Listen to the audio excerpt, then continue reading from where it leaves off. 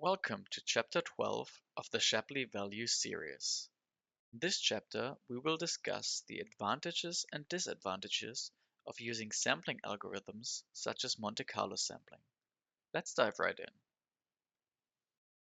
We have seen how we can approximate Shapley values as so-called Shapley sampling values by following our recipe for the Monte Carlo sampling. As we are using a sampling method to approximate the Shapley values, let's look at the advantages and limitations of such an approach.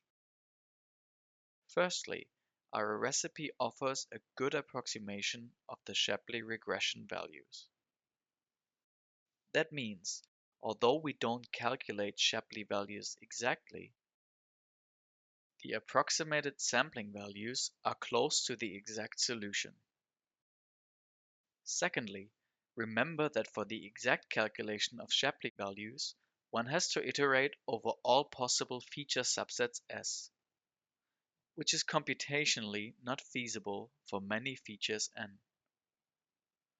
In the sampling approach, we don't need to go through all possible feature subsets, which reduces the runtime of the Shapley value calculation to such an extent that the method becomes applicable in real-world scenarios.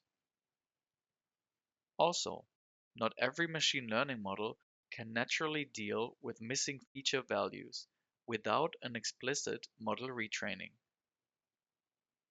Our approximation recipe can avoid such complex model retrainings, however, by imitating the absence of features through smart sampling.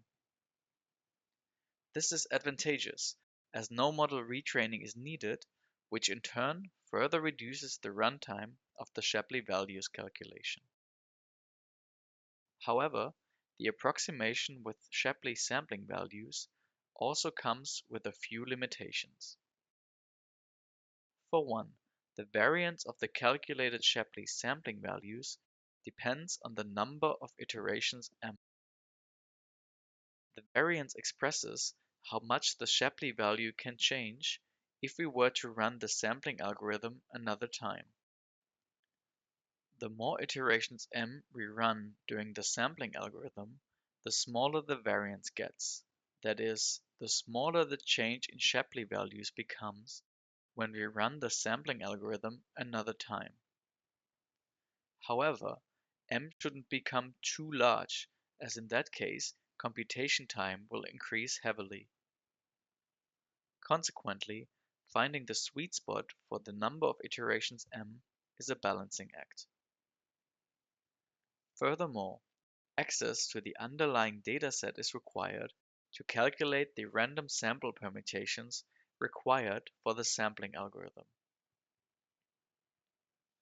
In cases where the underlying dataset is not available, Shapley sampling values can't be calculated. However, calculating Shapley regression values through model retraining obviously also requires this access to the dataset. So this limitation is not truly a limitation of the approximation algorithm, but of calculating Shapley values in general. Additionally, the sampling algorithm can produce feature value combinations, that is, random samples that are not realistic. In our example, a combination of a certain temperature and an event, if only happening in winter, can almost never occur in reality. But this feature value combination can be part of the samples created during the sampling approximation. Lastly, the presented feature sampling method assumes features to be independent of each other.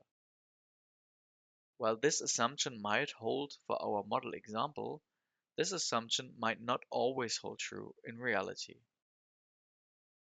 Note that there are ways to compensate for some of these limitations by adjusting the sampling algorithm or even by using some completely different algorithms.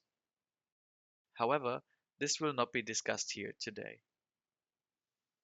Despite these limitations, Shapley sampling values are a popular technique for explainability of machine learning forecast.